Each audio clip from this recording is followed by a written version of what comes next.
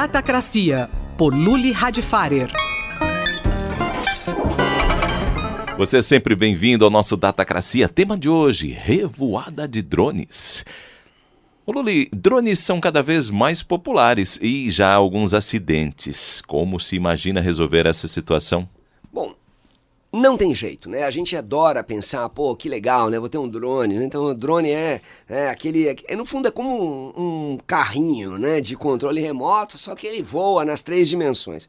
O problema é que agora eles estão um pouco potentes demais, e você faz um negócio desses e ele começa a voar alto demais, e pode entrar numa turbina de avião, ou pode entrar em uma série de coisas. Um drone, ao contrário de um urubu, ele não se assusta com uma turbina, ele pode cair lá dentro. Então, a solução provavelmente vai ser desenvolver vias aéreas específicas para ele, em que o drone, saindo de 3 ou 4 metros de altura, ele só pode voar em determinadas rotas.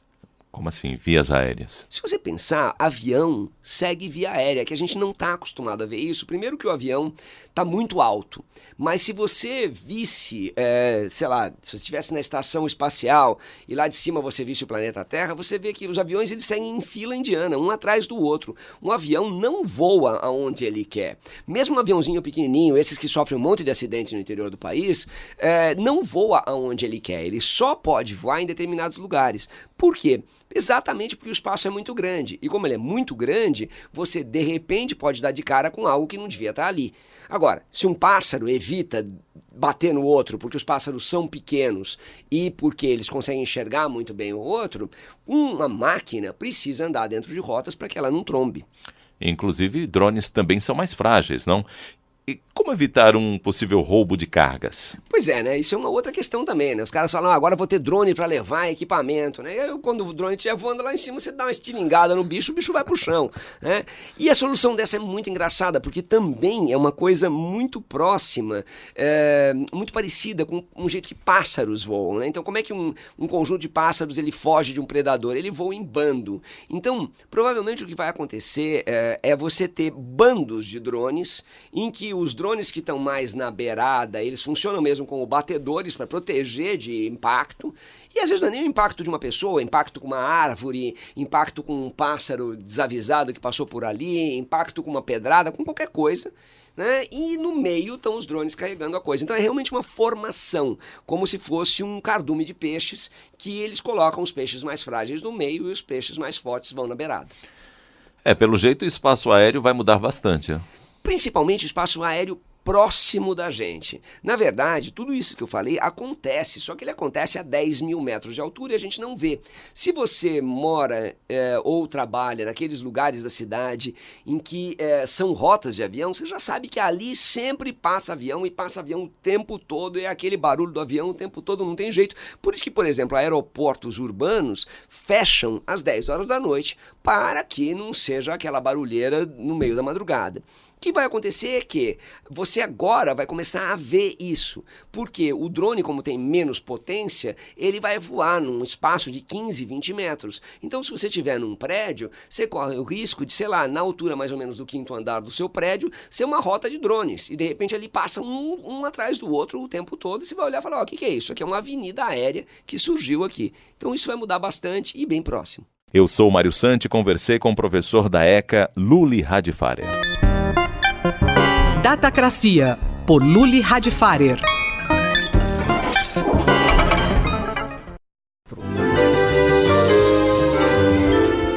Bibliomania, por Marisa Midori.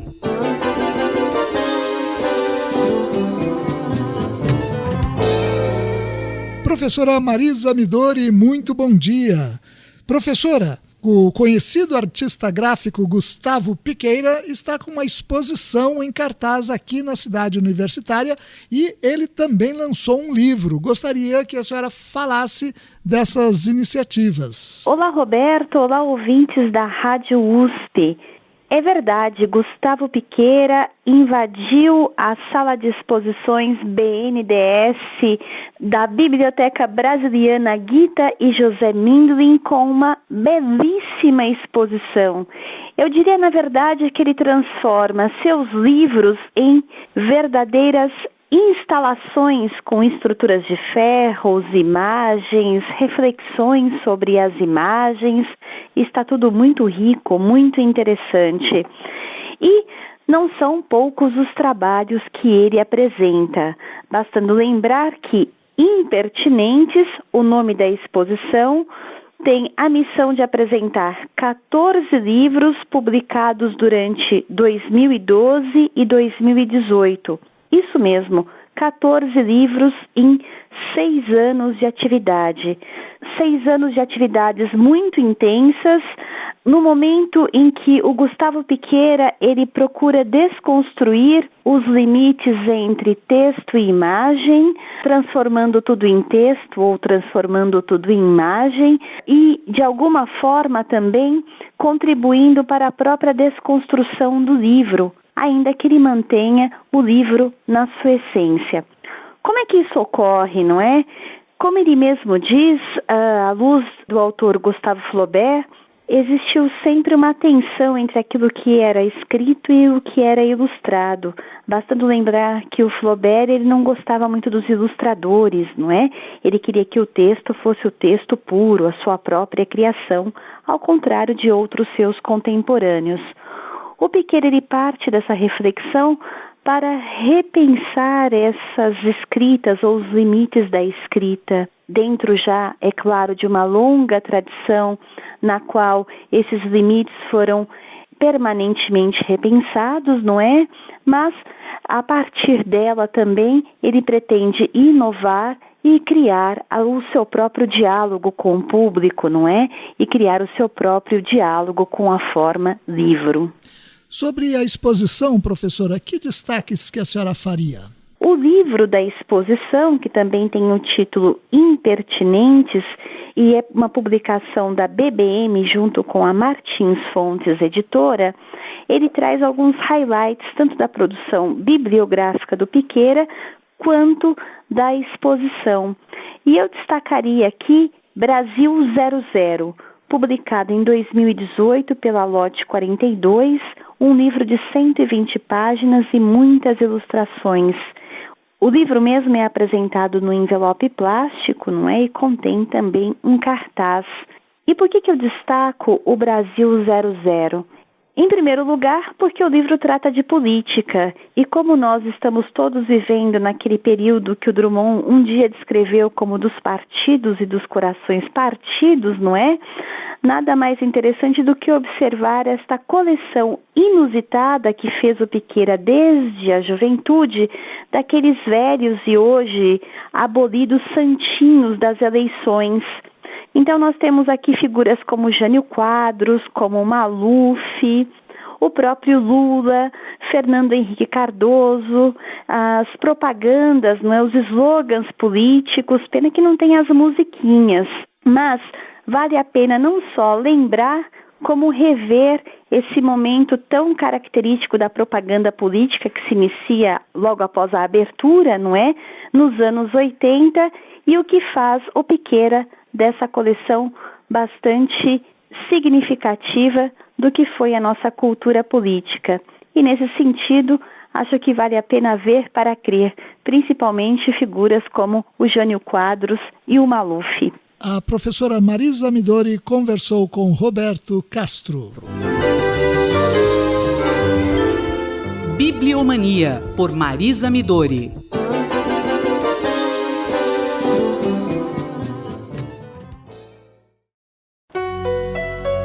Entender estrelas, uma viagem pela astronomia, por João Steiner. O planeta Marte que se conhece hoje é seco, mas os cientistas têm evidências de que no passado pode ter havido muita água por lá. Um estudo liderado pelo Instituto de Tecnologia da Califórnia descobriu novos indícios na cratera Gale, que é uma bacia marciana explorada pela sonda Curiosity da NASA.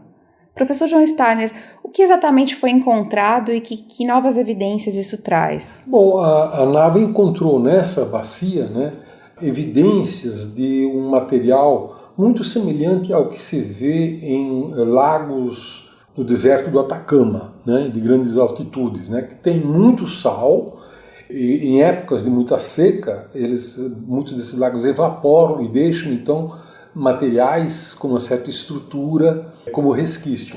E materiais semelhantes foram encontrados por essa nave em Marte. Sais minerais, então. Sais minerais, exato. Então, inclusive com alguma mistura de material de terras, né? Outras, não só sais, né?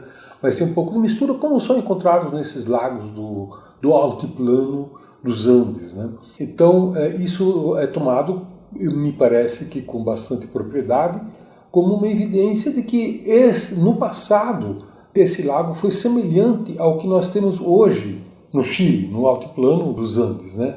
Quer dizer, são lagos de água muito salgados e que, em função das intempéries, pode subir e descer e, eventualmente, no final acabou secando, mas deixou os resquícios de sais que são muito semelhantes e revelam que tem tido um passado semelhante ao que nós temos hoje nessas localidades. E dá para imaginar como pode ter sido o clima de Marte, assim, na época dessas formações, de terem água realmente? Nós já temos segurança de que teve água em Marte no passado, isso é bastante certo, e temos inclusive já bastante segurança científica de que Marte tem água subterrânea, né, que vez por outra você tem evidências de estar brotando em alguns pontos, né? Existe água. Agora, se existe água, a probabilidade de ter algum nível de vida microbiana ou algo muito primitivo é grande, porque desde que haja água, qualquer lugar no planeta Terra onde há água, há vida, dos mais diferentes tipos. Então há uma grande curiosidade sobre isso, mas não há nenhuma evidência científica que comprove isso. Então a gente precisa ter uma certa cautela, né, do que nós podemos imaginar, e o cientista tem todo o direito de fazer suas hipóteses, mas confundir hipóteses com evidências científicas vai uma distância muito grande, né? Nós não podemos cair nessa armadilha. Então eu acho que o fato de ter havido água e mesmo lagos no passado, é difícil a gente imaginar como teria sido a vida naquela época e se algum resquício de vida sobrou ainda hoje. O professor João Steiner, colunista da Rádio USP, conversou comigo, Luísa Caires. Entender Estrelas, uma viagem pela astronomia, por João Steiner.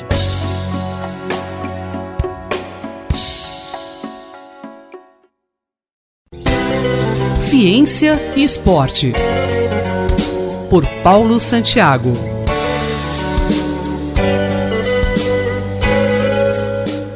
Professor Paulo Santiago, um artigo recente apresenta um conjunto de dados de futebol que estão disponíveis para acesso público. Estes dados, denominados em computação como dataset. Como este artigo científico contribui para o desenvolvimento da ciência e do esporte? Olá, ouvintes da Rádio USP. Na coluna desta semana, vamos abordar os datasets e como eles têm se tornado público e podem contribuir para o avanço da ciência. Como foi perguntado, um artigo muito recente deste mês de julho de 2019, publicado no importante periódico do grupo Nature, a Scientific Data, apresenta um dataset de dados espaço-temporais de partidas de futebol. Em específico, são dados baseados em tracking, né, em rastreamento de jogadores, ou por GPS, ou por vídeo, e outras tecnologias que estão de total acesso para qualquer pessoa. Eles apresentam no artigo o link, né, sobre o Big Data que eles estão colocando aí. São dados da Eurocopa e da Champions League. E então os pesquisadores podem se beneficiar desses dados fazendo análise. E o que é importante, né? Na verdade, não são os pesquisadores só que se beneficiam. Os clubes, as ligas, já perceberam que seria extremamente desgastante contratar uma equipe de tecnologia da informação, de computação, dessa área de TI, para fazer análise de dados e criar coisas novas é muito difícil.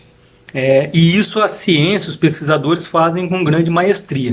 Então deixar público esses dados é uma forma também de você se beneficiar da criatividade e da expertise dos pesquisadores manipulando esses dados que depois vão se reverter como tecnologia para o clube. Isso os clubes de futebol já perceberam, então agora eles têm começado a deixar aberto esses dados para pesquisadores utilizarem, e na publicação essa tecnologia depois retorna para o clube, que eles podem utilizar na prática.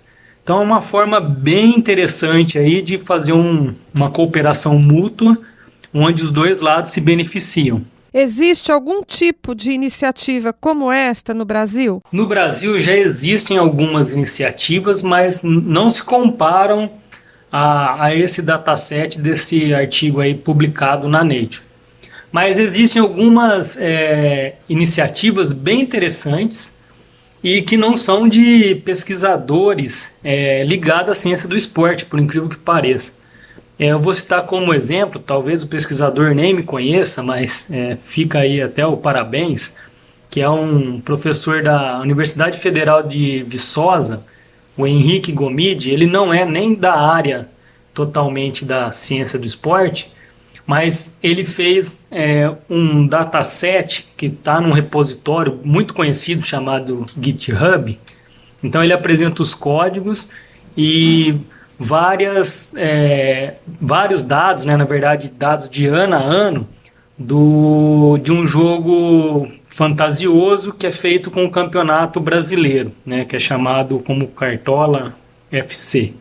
Ele pega esses dados e deixa disponíveis todas as informações desses datasets para que as pessoas possam fazer análises e fazer mais diversas brincadeiras com os dados. Trata-se de um dataset bem interessante que ele disponibilizou, e, por exemplo, que eu uso nas minhas disciplinas de estatística na graduação em Educação Física para fazer análise estatística com os alunos na graduação e que eles aprendam fazendo estatística com dados fantasiosos que são aí desse tipo de jogo, fantasia. Então é uma iniciativa bem interessante e quem dera se isso ocorresse também com os clubes de futebol, que facilitaria muito e auxiliaria até uma forma de cooperação mútua entre pesquisadores e clubes de futebol.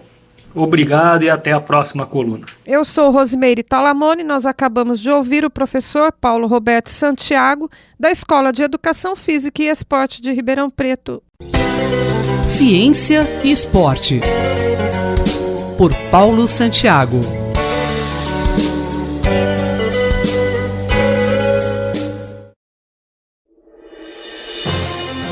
Conflito e Diálogo, por Marília Fiorilo. Professora Marília Fiorilo conosco. Hoje a professora traz um questionamento.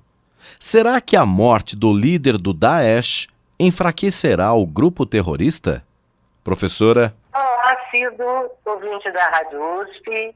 Esta semana, muita gente comparou a fala de Trump sobre a captura e morte de Abu Bakr al-Baghdadi, líder do Daesh, com o discurso do ex-presidente Obama por ocasião da captura e morte de Osama Bin Laden em 2011, contrastando a retórica impecável de Obama com o linguajar reality show de Trump. Abre aspas. Este monstro morreu como um covarde, gritando e choramingando. Estamos de acordo. Tratava-se mesmo de um monstro, chefe de uma gangue que cometeu assassinatos em massa, arrasou cidades, destruiu monumentos e mesquitas e chegou ao cúmulo de criar uma teologia do estupro que detalhava o passo a passo do crime. Violentar e orar, orar e violentar. Dizer que o Daesh tem uma ideologia é um pouco como afirmar que o PCC é um grupo ideológico. delinquência é sempre delinquência. Nem mesmo a alcunha de jihadista lhe cabe, como caberia a Al-Qaeda, de onde, aliás, eles foram expulsos no início e que se tornou o seu principal adversário hoje. Nos últimos anos, a Al-Qaeda vinha acusando o tal califado, que foi proclamado em 14, de ilegítimo e extremista, uma erva daninha no Islã. Mas dizer que o desaparecimento do chefe da gangue é um golpe mortal para o Daesh não é algo que sequer a administração Trump acredita, por uma simples razão. Ao contrário de outros grupos terroristas, como a Wahhabita Al-Qaeda e o Talibã afegão, o Daesh é uma franchise, é uma franquia. Sonhava instalar um califado territorial, mas sua principal arma sempre foi o cyberterrorismo. Aliás, o Daesh reinventou o terrorismo, reformatou o terrorismo para a era digital. Pois é através das redes sociais que eles aliciam os jovens da Europa e difundem a sua doutrina de ódio sectário, principalmente contra outros muçulmanos. O Daesh pode ter nascido num vácuo de poder instalado com a ocupação do Iraque e o genocídio sírio, mas só se fortaleceu e disseminou via propaganda online, que incluía decapitações, mas também a promessa da terra prometida aos muçulmanos excluídos pela xenofobia. Nunca precisou investir em campos de treinamento ou logística. Bastava chegar aos olhos e ouvidos de um internauta lobo solitário, em Paris, Berlim, Londres, Bruxelas.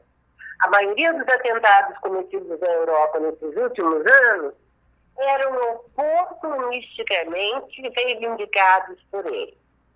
A morte do auto-intitulado califa, do suposto califado, fará pouquíssima diferença, exceto como propaganda para Trump. Numa organização policêntrica e segmentada, rei morto, rei posto. O espólio de al-Baghdadi, inclusive os militantes que escaparam das prisões, agora que os curdos fugiram às pressas da invasão turca, este espólio continua por aí, para ser disputado ou reintegrado por outras facções. Professora Marília Fiorilo conversou comigo, Ciro Tavares. Na próxima semana, ela estará de volta. Conflito e Diálogo, por Marília Fiorilo.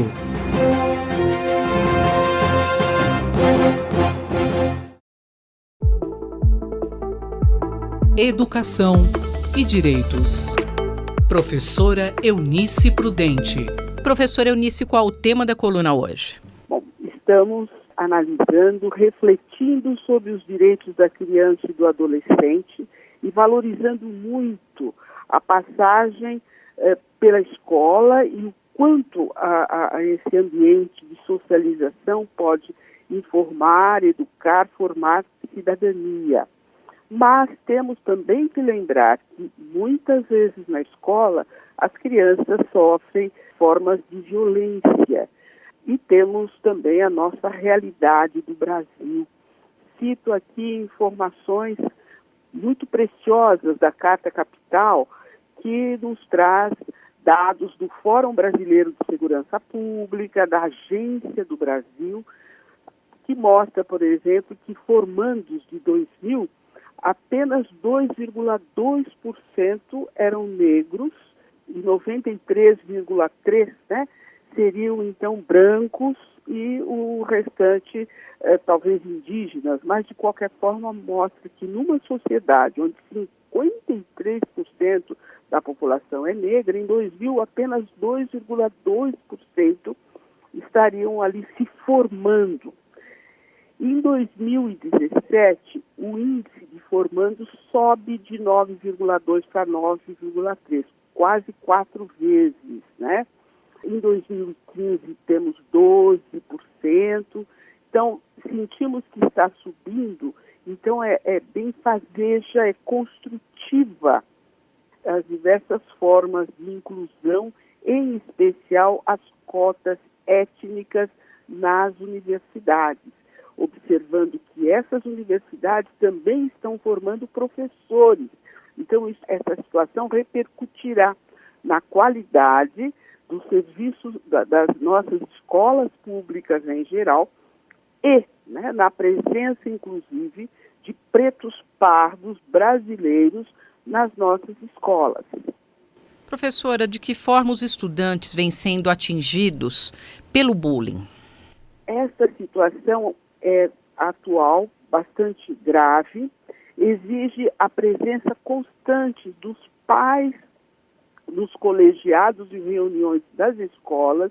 No caso do ensino fundamental, as crianças muitas vezes não sabem explicitar a sua situação, e no caso dos adolescentes no ensino médio, eles muitas vezes reagem com atos também de violência. Então, o bullying, né, como formas de persecutórias que constrangem e que muitas vezes causam mesmo traumas nas crianças e nos adolescentes, precisam sim ser acompanhadas, porque elas são perseguições sistemáticas, repetidas, alcançando caracteres físicos como etnia, gênero, mas muitas vezes as formas de religião e cultura dos alunos. Então, de qualquer forma, são caracteres graves, importantes, sensíveis para as pessoas, e os adolescentes e as crianças precisam ser devidamente protegidos. E as formas de solucionar esses relacionamentos agravados por práticas de bullying deve ser as rodas de conversa envolvendo todos os alunos. Quem ofendeu e quem foi ofendido precisa se sentar e conversar muito para se buscar concluir, né, a importância das diferenças, o respeito à diversidade. Eu, Simone Lemos, ouvi a professora Eunice Prudente. Educação e Direitos. Professora Eunice Prudente.